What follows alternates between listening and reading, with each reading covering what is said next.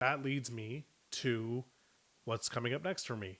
And I'm going to give myself the best opportunity I can to succeed in 2026.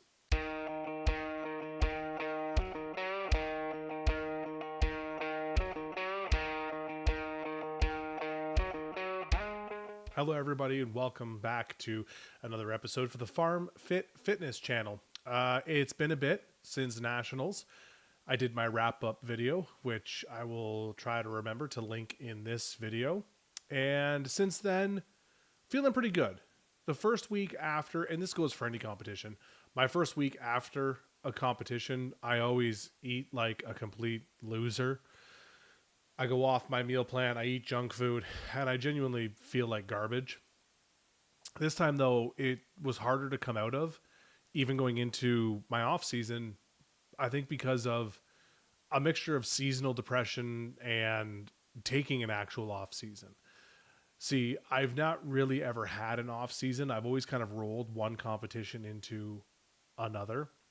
So actually having most of November, all of December to off season and work on some things was a foreign concept to me, and I wasn't sure how to get myself motivated to do that. I wasn't sure how to find that motivation to go to the gym when I don't have a competition lined up next, which is what I would normally do. I do have one, and I'm going to talk about that in a second, but for right now, it was a motivation issue that I want to talk about, but also emphasize the importance of off seasons because, like I said, I've never had one. Taking one now, I can definitely see the benefit of it. It's been a lot of fun. I've had some strongman stuff worked back into my programming along with traditional powerlifting movements, which is great. And we're going to break down my most recent week, go over what it looks like, and then at the end, I'll talk about what 2026 is going to look like. So last week was my third week, I believe, my second week of my off season. I'm not counting the first week after Nationals because that was more or less a deload week. It was only 2 or 3 days.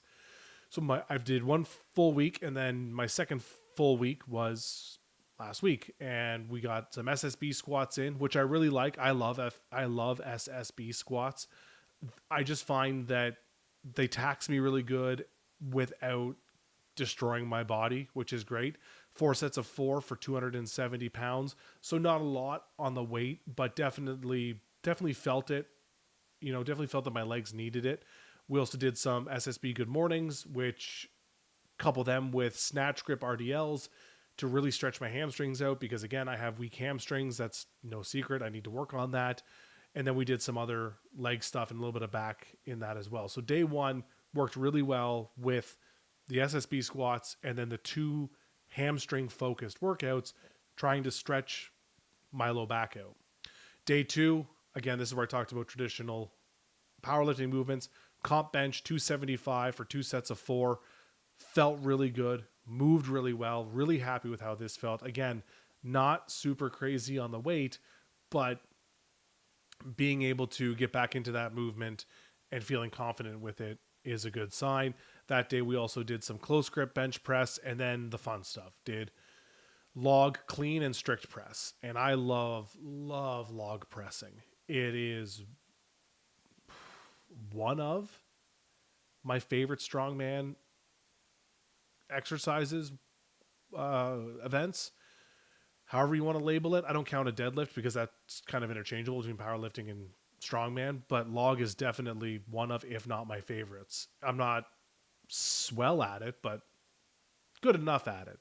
So I got up to 205 for 4 sets of 3. And that was a big win to get back up over 200 pounds, considering I haven't touched a log since the weight pick competition, which was March of this year. It had been a while. It's nice to have it back in my programming and doing it again. Nice to get the log moving and the body moving, which was really good. And then I had a bunch of chest and a little bit of back to go along with the log. So all in all, good day two rather. Day 3, 2-inch deficit deadlifts. Again, making deadlifts a little bit harder for myself. Really trying to stretch out my hamstrings by being in the deficit. 275, 3 sets of 4. Felt really good. Moved really well. My only problem with deficits is I have a bit of a power belly on me and I have short arms, which I've talked a lot about on here. So trying to get into a good position where my arms are long and I can push my wedge through without having my belly get in the way is a bit of a difficult setup to have. But it's also a good reminder that I need to go back into a deficit and lose the weight, try to cut down on the belly because that's going to be the first area I lose it in.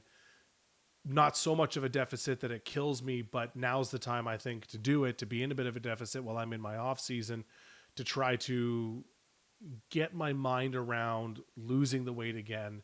Because when I lost the weight earlier for nationals and got hurt, like it's going to be a mental fight now. Luckily, I have a nutritionist I'm working with to help with that. Tamara is going to be helping me from the Lion's Den to really hone in my nutrition and do what I thought I could do on my own, but obviously can't. So that's going to take care of that. But then we moved from that into snatch grip deadlifts. And again, another good exercise that I really enjoy doing. I'm not the greatest at it. Again, it takes a little bit to get used to again when I haven't done it for a while, but I do love doing them. And then we ended up doing sandbag over bar, 48 inches. I used my 225 bag. I have a variety of bags. I have one that's 150. I have 225, 265, and a 303 or 300, whichever it is, from Inclusive Fitness. Go check them out. They're terrific as well. Big fan of their bags. Eventually, I'd like to get that bag over a bar. That's my goal. The 265 bag I can do. I'd like to work up to the 300 bag to get it over the bar. So that's my goal I'm setting for myself. But the 225 bag moved really, really well. Was supposed to have yoke walk, didn't get to it because we live in Canada. I don't have a big enough gym here, so I have to do it outside, and the day wasn't good for that. But regardless, the sandbag moved really well, and I was happy with that, especially with my bicep. Day 4, we finished off with axle push press. I got up to 165 for 3 sets of 6. Felt really good. Again, axle push press, another one of my favorite exercises, despite how it makes my arm feel. I just have to get into the right position with it to scoop under and press it without it impacting my bicep too much. Starting from the rack position definitely helps with that, not having to clean it, but able to work on my shoulders. So I was a big fan of that. Strict overhead barbell press, 2 sets of 12 rather. I just did the bar for that, and then circus dumbbell, got 155.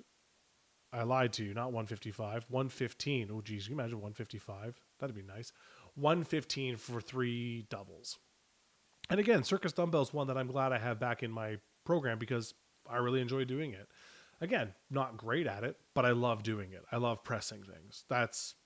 And I feel like that's going to be my best shot to be competitive this year is to press things. So that leads me to what's coming up next for me. And I'm going to give myself the best opportunity I can to succeed in 2026. So taking an off season is step 1. Being smart about the competitions I pick is step 2, because I tend to do all or most of them, or try to anyways, and it hasn't worked out for me in the past. This year, I had originally planned on doing the weight pit, which I have done every year since I started. And most of the events are okay for me. A max jerk. A lot of people call me a max jerk. A max jerk, which again, overhead pressing I can do. Truck pull, not really good for me, especially considering how badly the sled drag went for me at Battle at the Brink this year. So truck pull, while it would be cool to do and fun to look at, not my best event. There's a deadlift, one of my better events, a Fingal's Fingers, and a Hercules hold. Again, I would love to do these events because they're fun and they look fun and they would be hecka fun to do. But I don't think they would be great for me if I wanted to win. So then I looked ahead to April. April 11th is the Goliath Games. They've had this event the last 2 years. This is the first year that it will be a sanctioned show under Strongman Corp Canada and a provincial qualifier as such.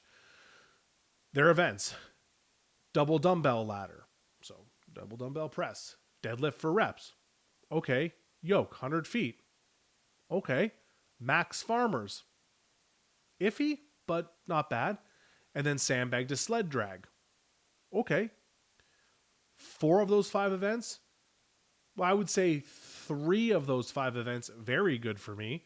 1 okay for me, and 1 questionable. That being the double dumbbell, the deadlift for reps, and the yoke, all could be potentially very good for me. Max farmers, depending on my grip, could be better. I have farmers handles to train with, at least now at home and at the gym, so I have variety there. And then sandbag to sled drag. That could go my way if I lose a little bit of weight and become a little bit more nimble. So that was the determining factor. I tried to look at these a little bit more methodically. I tried to look at these in terms of which competitions would be best for me to give myself the best opportunity. So I've chosen to do the Goliath Games and not do the weight pit this coming year, and kind of put my eggs in that basket that I'll get my provincial qualifier there. I'm going to sign up for a couple of other events on the off chance I don't get my qualifier there. But the goal would be to qualify at Goliath and then compete in July at provincials. And that gives me plenty of time between each show to prep and get ready. And that is going to be the key. Preparation is going to be the key, and taking care of my body is going to be the key. So I'm going to talk more about the 2026 season, look at all the events once they're all completely out there, and go over what I think would be some fun ones to do if I decide to do any more. And if my coach doesn't hear this video, maybe I will do more. Maybe he won't pay attention. I don't know. If you're listening, I'm so sorry. But that's my rough plan for 2026. And I'm now into my off season. So outside of that, I hope everybody's well. Thank you all for watching. Stay strong, and I will catch you all next time.